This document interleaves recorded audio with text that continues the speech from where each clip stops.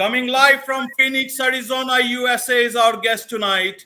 Welcome to this very special edition of the KJ Masterclass Live, the show which ensures that you profit from your time spent here with experts, either through their insights, information, or simply learning from them. And today we have Dominic Teich, fighter pilot, civilian and military instructor pilot, multiple business owner, Amazon #1 best-selling author, entrepreneur. Welcome to the show, Dominic. Thank you, AJ. I'm excited to be here. Thank you. Thank you for joining. And this is the first time I'm actually talking to a person who has a real life call sign, if I'm correct, called Slice Beyond Maverick. I'm talking about American fighter pilot Beyond Maverick that I saw long ago in a movie which was about Tom Cruise. So welcome to the show once again. And Dominic will be talking about America's fighter pilots, about their lives, about so many of your friends who are helping people succeed. But first, tell us, what exactly is a fighter pilot doing, helping people? What's the story behind this? Normally, fighter pilots are, considered to be doing this after, when they are fully done with what they are doing in terms of flying and capturing the skies. Yeah. So AJ, all of this stuff kind of grew out of previous experiences, right? So we had, I had started, I grew up kind of around real estate. I then had opportunities to purchase and start my own business, real estate here in Phoenix, Arizona. And then, owning another business outside of that, which I decided to forego just based on the time commitment of that, as we, kind of learned some stuff, what was good for the family, what was good for life type of thing. And then using those business lessons learned, essentially, we then entered the COVID era where everybody's locked down, and we started to see, we had a class of students that was really struggling during COVID, right? Because they're locked down and they're masked up and they're on different schedules and what have you. And I started writing them a short little 2-minute message via email once a week to just highlight some of the things that I had messed up and where I had really failed as a young guy. So the message was more along the lines of, hey, don't do what I did. But if you do, here's how to dig yourself out, and here's how you can do it better the next time. And oh, by the way, if I could go back, this is how I would have avoided that in the first place. And that kind of grew into something that I wasn't expecting. It was a lot of work initially, and I had gotten some feedback from many of the students that really enjoyed it, and it kind of humanized the instructor pilots that was, myself and all the other instructor pilots, and a lot of them were like, man, it was just nice to know that instructors also make mistakes. So I took those little lessons learned and I packaged them into what we now call the competent wingman. And so on singleseatmindset.com, we have essentially in one place it's called the Insider Circle, and that the competent wingman program is in there. It's a free program, and it's just a short little message once a week to really highlight some of the new guy mistakes. And the reason I say all of that is that's where it started. That's where Single Seat Mindset and all the fighter pilots started pitching in. Was if your viewers are watching, we have this book called Single Seat Wisdom, right? And the powerful piece of that was I started talking to some of my closer friends, and now it's grown out a little bit more as we are in the process of publishing volume 2 already. But it's just a book of 20 short stories from fighter pilots, and that business, Single Seat Mindset, we give all the money to a children's cancer nonprofit. So just to kind of sum that all up, it was we used a lot of our previous knowledge that we had learned as fighter pilots. I used knowledge as a business to set up a business, and then just started reaching out and seeing how we could help some of the younger fighter pilots, and then that grew from there. And there's people using this program, the Competent Wingman program, that aren't even fighter pilots. I mean, I have business owners that have reached out to me and have said, aside from the charitable giving portion of this, where you give all the money to a children's cancer nonprofit, fighter pilots have a few things to say about success, because it's an incredibly difficult profession to be in and to stay good and proficient. So that's kind of how Single Seat Mindset started. And then it grew into all these different things, the book and Single Seat Wisdom and the Competent Wingman program. And we're still growing quite a bit, as you know. Right.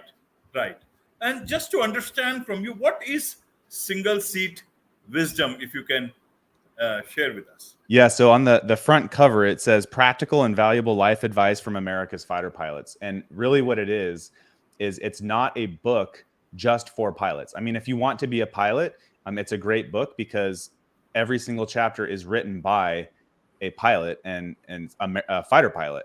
So the lessons in there are lessons from all walks of life, from business, entrepreneurship, real estate ownership. If you have a death in your life, how do you deal with that?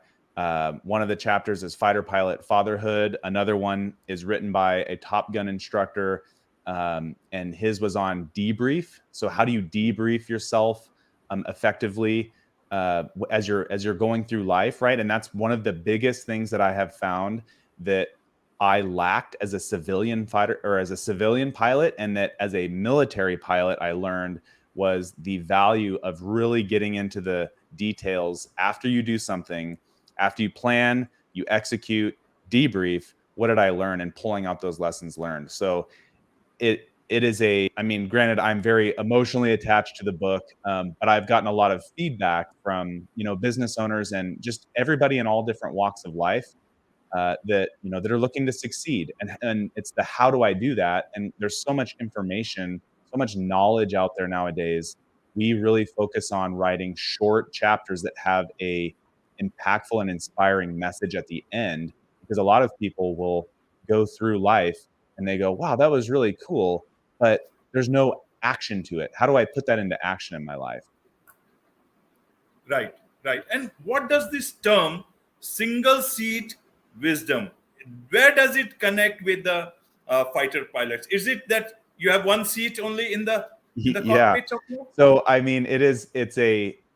the company is called Single Seat Mindset, right? So there's a certain type of individual, and it's a learned experience, just like anything. You can learn how to play baseball. You can learn how to design a website or build a business. So these are all learned behaviors, but the mindset is very important as a fighter pilot. And then, as you were alluding to, it started out as Single Seat. So my first book that I published was for my real estate company. It's called Single Seat Investor. And it was just a compilation of about 14 years of my notes that I distilled down into a book that somebody could read in, an hour to 2 hours. And it was, if you want to be a passive investor in real estate, this is how I run the business. And so it was an educational book, but it was more importantly a book of, if somebody said they wanted to invest in one of our multifamily apartment real estate deals, it was a book that I could hand them and just say, hey, read this first, because it may not be for you. So it was a way to go about educating my passive investor base. And the reason I say that is Single Seat Investor grew into Single Seat Gratitude, Single Seat Scratchpad, Single Seat Wisdom, Volume 1. We're publishing Volume 2 as we're recording right now. And I plan on publishing Single Seat Wisdom, a new volume, once a year. And what's cool about that is every single chapter has a different message from a different fighter pilot. So it's a different point of view. It's a unique perspective. And it was, the single seat mentality and granted, we do have some authors that were 2-seat fighter pilots, but the individual in the back is not a fighter pilot. So really there's a single seat mentality sitting up front, even in a 2-seat fighter jet, where you're the pilot. You have to make the decisions. It's not an individualistic mentality, but as an individual, you have to control what's going on in your jet. and there's nobody else there to help you. You're it. So that takes a very trained and disciplined mindset to wrap your mind around that and make sure that you're making those decisions. Sometimes those split-second decisions that can, alter the outcome or the success of the mission. But I will say that a lot of people have this erroneous opinion that fighter pilots, fighter jocks have this "I'll just do whatever I want" mentality. And it couldn't be further from the truth. We do operate in teams. Very rarely will we fly the jet by ourselves, just one jet at a time. So we take off and we employ the aircraft with multiple other fighter jets, and we work as a team. So it's a team effort, but you are the only one in your jet. So you, as the pilot, you have to make those decisions, and those decisions can alter the outcome of the mission. Right. You are the only one who is taking the decisions, and so many of people, when you are at the top, you are the only one who is taking the decisions, and as they say, it can be quite lonely at the top. Yes, it's the same thing, AJ. I'm glad you said that. As a business owner, right? If you're a business owner, a solopreneur, an entrepreneur, you're starting out on something new, it's you're the one. Now granted, you're not going 800 to 1,000 miles an hour, hopefully. Maybe your brain is, but you have to make those decisions. Right. And the times we live in, Dominic, it's also quite lonely at the bottom too. Yeah. For a lot of people. Yeah. I want to ask this fighter pilot who knows not only about the skies, but also can see the ground much clearly than a lot of people walking on it. What wisdom or single seat wisdom would you impart? What do you impart to so many other pilots, athletes, business owners, students with your afterburner techniques that you American pilots use to ensure mission completion? So the mission here is purpose. What purpose should an individual move with? What do you tell them? How do you tell them? What business purpose should business owners move with? What do you tell them? How do you tell them? And when you talk about these things, I'm sure it will mean the wider message will be for a lot of people who are wanting to achieve their mission and complete their mission, achieve their purpose in life. Over to you, several questions at the same time, but so that you can answer them at your own pace. You decide your pace, I won't. Well, thanks, AJ. I think, and you can stop. There's three things that come to mind when you ask me that question. And the first one that I found, anytime I started a new business or a new venture, I got caught up in what I've termed the achievement hamster wheel. All right. So if you can imagine a hamster on a hamster wheel just running, it's endless, and you're kind of stuck, and you feel like you're sprinting every single day, and there's no end in sight because you're on this achievement hamster wheel. So I think, that's the first thing I want to talk about is how do I avoid the achievement hamster wheel? And I think the big thing is that when you start out, if you're an action taker, just realize that's part of maybe part of the journey, right? So it is tiring when you're starting out anything new in the first year. It's just exhausting because you're learning a lot. You're doing a lot of on the job learning, and it's just part of the process. But then at some point you need to have a strategy to get off the achievement hamster wheel so that you don't, run yourself out of energy, right? And you don't, in our case as a fighter pilot, you don't flame out. You don't run out of gas, flame out and crash. Which also could be part of the journey itself too, because I have flamed out and crashed mentally at least once that I can really, really pinpoint, and that was actually one of the best things that happened to me. It was very humbling, but it taught me a lot of life lessons. If you're willing to learn those tough life lessons, so the thing that helped me the most with this achievement hamster wheel, and it may seem oversimplified. However, for me, this is one thing, that I'm adamant about that has worked. And I chose to spend 5 minutes. So I started out with 15, because you wake up in the morning, and if you're achieving, you just want to get going. You just want to start doing stuff. The problem with that is that there's a word, the word achievement and success. We want to be successful. We need to have achievements along the way. But in order to achieve success, I need to have a defined path. Otherwise, you're just going to be like I was. You're just going to achieve one thing. You're going to be on to the next thing, and you're just going to be achieving. But then you don't ever know. You've never defined, well, when do I get a break? Did I actually, when I started out, is this success? Did I define that? And so very simply, what I started doing was going to bed earlier. All right. And it sounds cheesy. It sounds oversimplified. However, you'll see that you'll stop looking at social media. You'll stop watching the news. You'll stop binge watching TV shows. If you won't have that extra beer, you'll wake up more refreshed the next day. You'll exercise. Your brain will be clear. And so going to bed early is something, or earlier, even 10 minutes earlier than you normally would. Set a time and stick to it and get to bed and get yourself some rest. And then when you wake up in the morning, before you hit the gas pedal and start sprinting through your day, spend 5 minutes. Okay. I started out with 15 or 20. I couldn't do it. I was too, I anticipated the day and I wanted to get going. So I just made it even simpler. 5 minutes a day, 5 minutes. If you're spiritual or religious, pray. If, meditate, close your eyes, sit in silence. If you find that your brain won't shut off, keep a pen and paper next to you and write those things down, but then get back to that 5 minutes and make that a sacred ritual every morning, because it will really get you going. Don't look at your phone. Don't look at any technology during that time. Spend at least 5 minutes every day visualizing the intentionality of your day. And then at the end of the day, look back and debrief yourself. Go, did I do well? And if not, many times you won't. Just debrief yourself and do better the next day. So that'd be the first one. Is the achievement hamster wheel is just something that creeps up on you. We all get on it and we all start running. I found that the easiest way to get off the achievement hamster wheel and to define what success actually means is get a good night's sleep.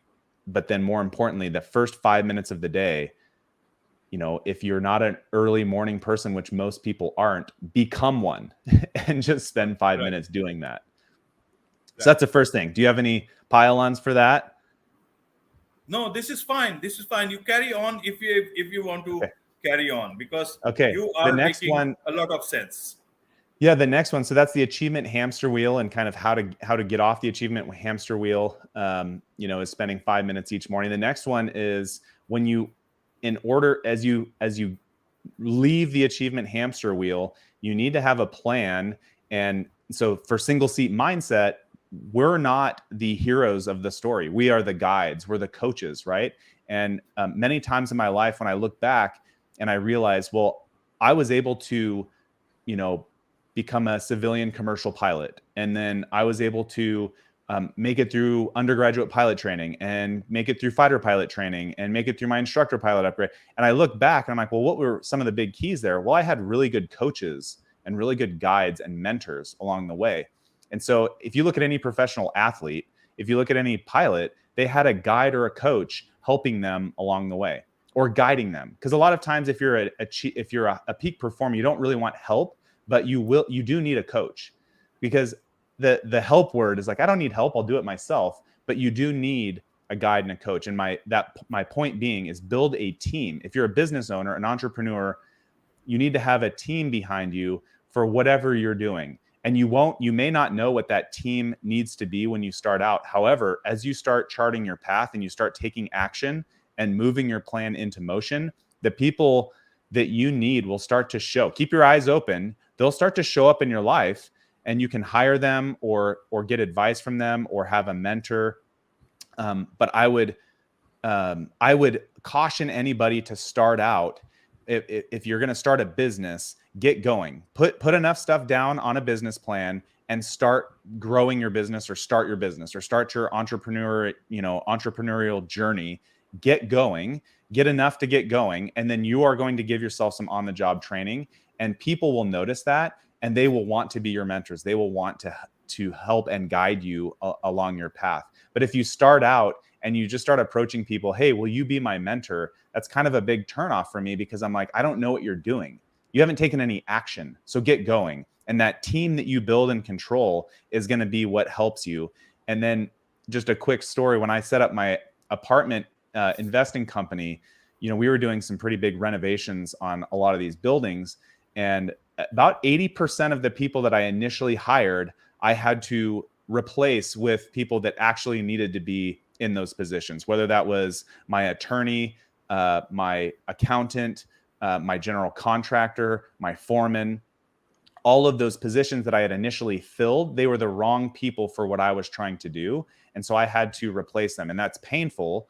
However, my new team, once I got through that pain, really helped accelerate the business plan and where we were going. And if people aren't rowing in the direction of your business, give them some feedback. And if they can't correct fairly quickly and you haven't outlined what they need to do, it's time to look for somebody else that is working with you and not against you, right? You don't want that person that's just dead weight dragging you down. So that'd be the second thing, is build a team that you can control and realize that if you are a very driven person, I'll do it all myself.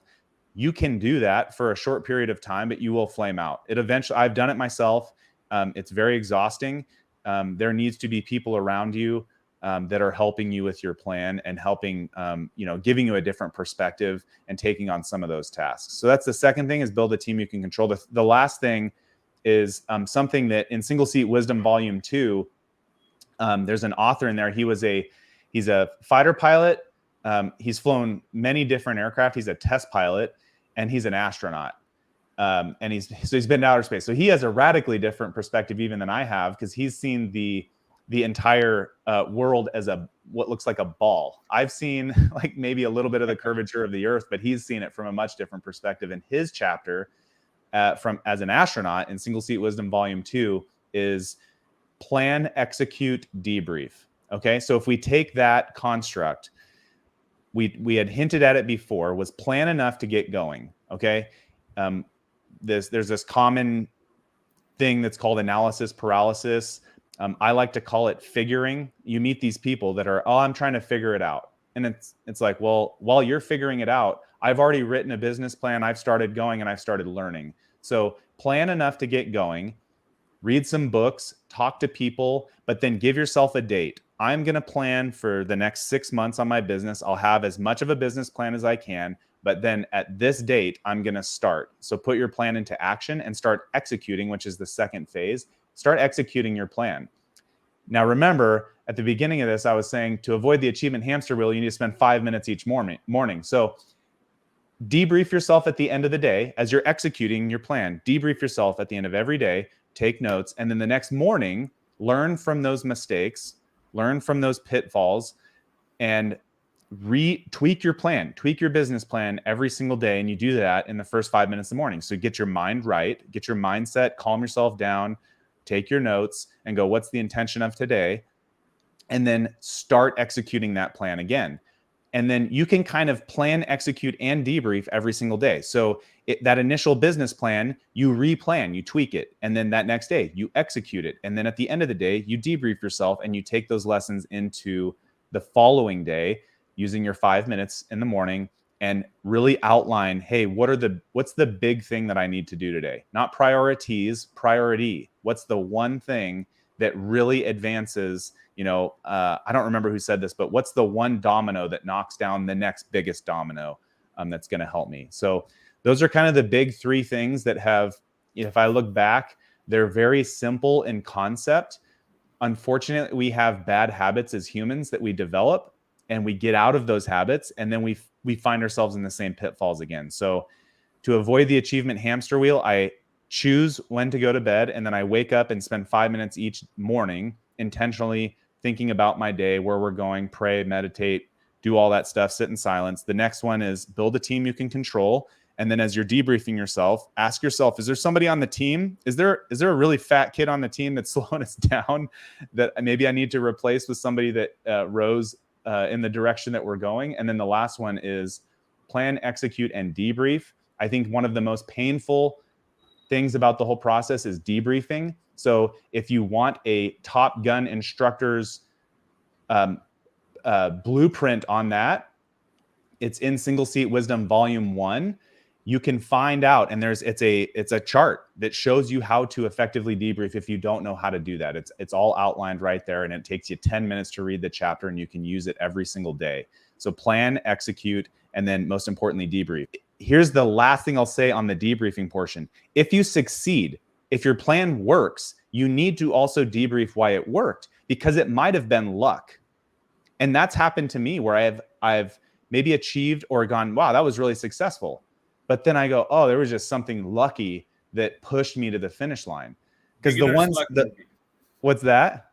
Beginner's luck, maybe. Yes, exactly. And that's good. Those are good things to have, but there are also lessons in the pieces of success that you might have. And this is the story that I have on that is there was one day where there was a new fighter pilot that when their first couple of rides, there's usually a 2-seat model in the F-16. So I'll sit in the back and kind of look over the shoulder to make sure the pilot up front, the new guy, is flipping switches and doing things correctly, right? So we're just kind of monitoring them. Well, he took off and we flew out to the airspace to run through our profile, and he didn't fly the normal standard profile that we normally do. And so in the debrief, we're back, so we did our plan, he executed, and now we're debriefing. I said, hey, you did this in the jet. And I was like, that's pretty crazy. That's a fairly complex way to fly that profile, the air speeds and the climb and everything that you did. And he's looking at me with a blank stare. And I was like,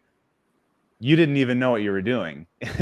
And he kind of started laughing. I was like, it's totally fine. You flew like a textbook climb profile to save gas. That's not normally how we do that. There's a simpler way to do it. But he had just totally by luck had flown that profile. And so we were able to pull out some lessons learned during the debrief to say, hey, dude, that was just totally luck. But had I not asked about it, had we not debriefed it, we wouldn't have ever known. And maybe he would have just kept making the same lucky mistake, right? Until he, maybe got debriefed by somebody else that caught him and maybe dinged him for that.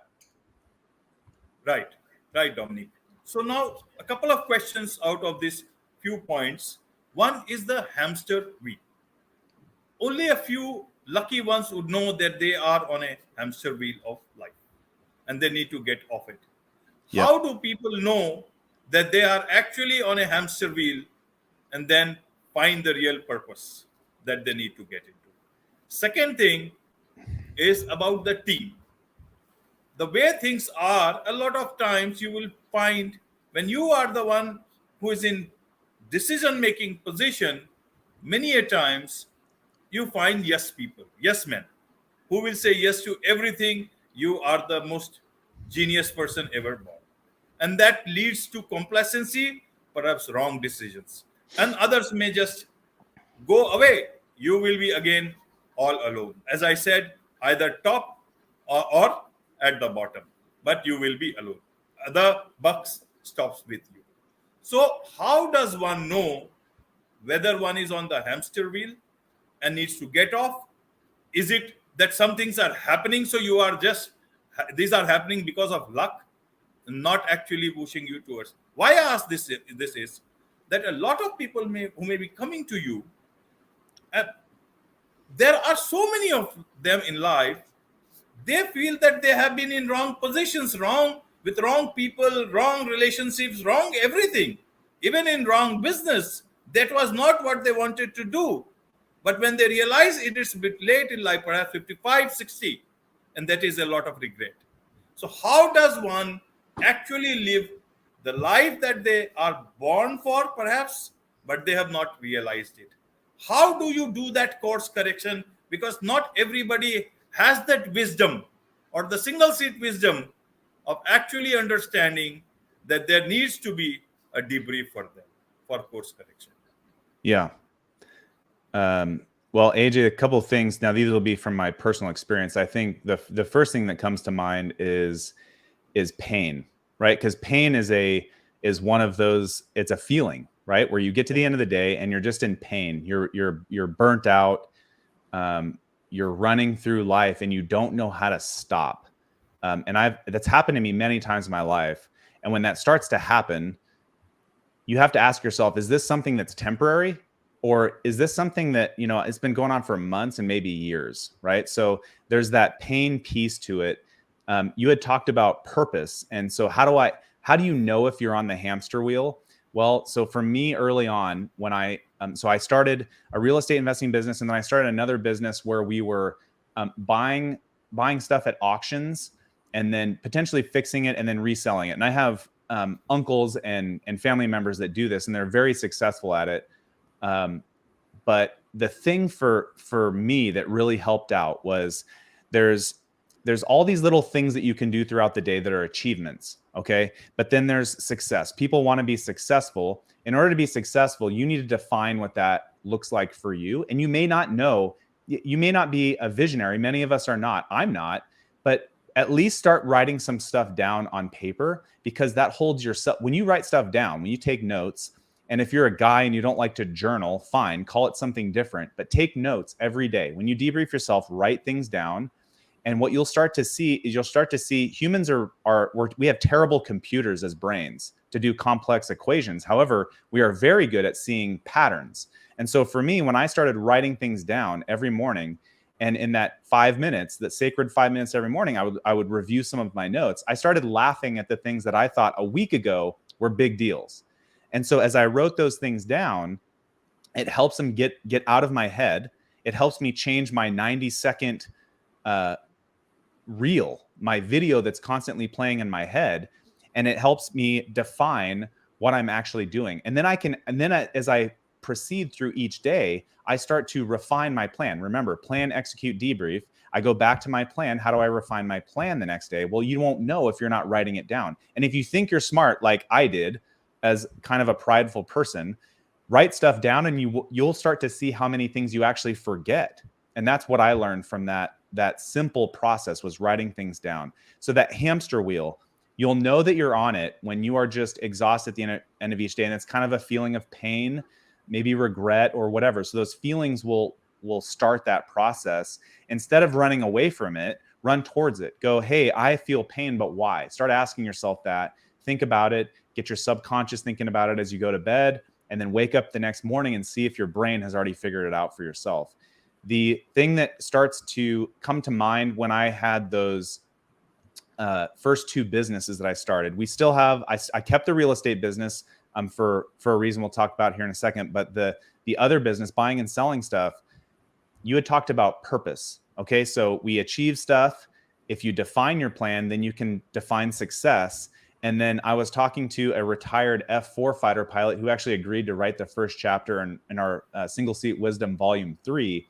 And what he said, that, man, the word was so perfect, was that when you're achieving things and then you're successful, the next step is significance. And that would kind of tie into purpose, right? Because you had mentioned the word purpose. What purpose do I have going through my day? And I want to feel valued, and I want to feel like I matter. So how do I do that? So achievement, when you're achieving things, it can be exhausting. You need to have achievement, but that's more about defining what you should stop doing, right? So look at your plan and go, I don't need to do that stuff anymore, or I should hire somebody to do that for me. The next piece is success, but it's very me oriented. When I'm successful, I was successful. It's a very, it's good. It's good to be successful, but it can be kind of selfish, where you then are only looking out for number one, yourself. The next step up from that is significance, or like you talked about, purpose. And that is the point I'm getting to, is why I stopped the business of buying and selling stuff. Is it was only about money, and money will not drive you long term. At least it doesn't me. And I would argue that probably many people, if you are solely focused on money and the returns, it's not a lasting thing to do. Now, granted, if you start a business and you're not making money, you now have a very expensive hobby. So your business needs to make money, but there needs to be why. What is the why behind that gives you your purpose? So for instance, Single Seat Mindset, that company we started, and the purpose is so much way bigger than me. We give all the money away to a children's cancer foundation. We give lessons learned to the current and next generation. Fighter pilots, when they are part of these books, they pay or they donate to the children's cancer nonprofit and then do work to write their story. My company, I pay to get these books published. So there's a much bigger purpose that's driving us outside of that. Now, granted, it's a business, so we need to make money so that we can give the money away, but that's its own purpose. We give life lessons, so that gives us purpose. So when you roll out of bed in the morning, you'll know you have purpose because you're excited to attack the day. You have stuff to do that's driving that purpose. But it's a process. And for me, it took many years of planning, executing, and debriefing, writing things down and going, hey, I have this pain. Just write it down. I feel really crappy at the end of the day. It doesn't even need to be defined. But then the next day you may go, oh, that happened during the day and that really set me off in the wrong direction. So you start to refine your purpose throughout the day. I would say if you have defined success in order to have significance or purpose behind that plan that you put in place needs to have a deeper meaning other than money, especially if you're a business person. If you're going into a career field to be a doctor, attorney, lawyer, there needs to be a deeper meaning to that versus I know that career field can make me a lot of money. Because that's not going to keep you going. Because eventually you're going to find something that you can potentially make money on elsewhere, and you're just going to jump ship. So that kind of is how do I avoid the achievement hamster wheel? The big thing is when you do get your plan on paper and you're revising that and editing that and making it better every day, ask yourself, what is the purpose behind this? And there may be a time where you go, this isn't my purpose, and it's okay. I've done it before. I shut a business off. I'm like, it's not serving my bigger purpose. And the last one is decision making. As you had mentioned, it is a lonely thing when you're the founder or you're the CEO or you're the business owner. You talked about the buck stopping with you. You will have to make those decisions. And how do you avoid somebody becoming a yes person? So for those of us that start businesses or they're entrepreneurs that are fairly action oriented people, and you have an intentionality to your day. People may say that you're cocky, you're a little bit arrogant. And then there may be some truth to that. I think that over time, you'll learn how to kind of soften the edges of your personality. I definitely have. It was getting humbled by making mistakes. That's what really brought me down to earth, because I made just so many mistakes, whether it was in relationships or how I interact with people, how I interact with my own team. So here's what I did. Because I was so,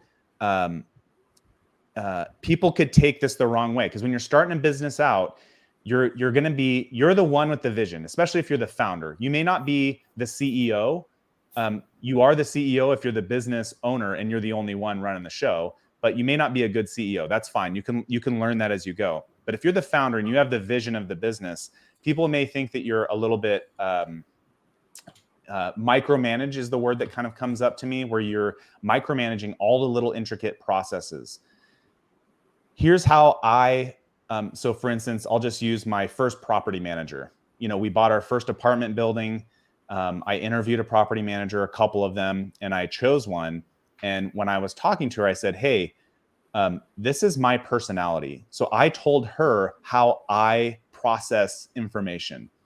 And I go, I'm a fighter pilot.